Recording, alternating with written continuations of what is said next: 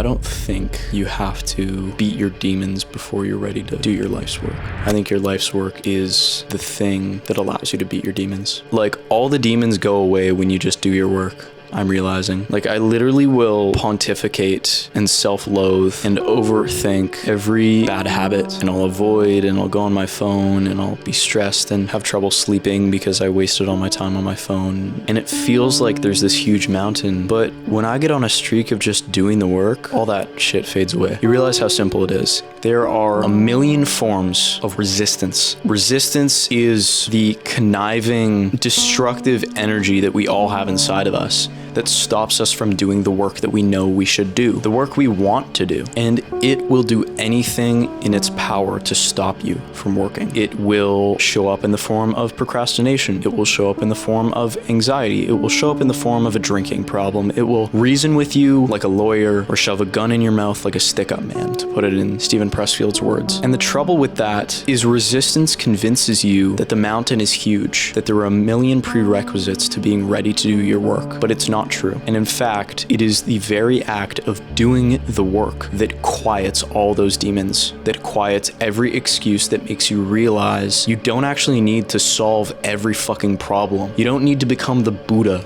before you can write your screenplay. You can just write a page and then notice how much fucking energy you have. The counterintuitive thing here is that work is energizing. Doing the thing you're avoiding gives you energy. The simple recipe for happiness is wake up, don't assault your brain with dopamine, do the work.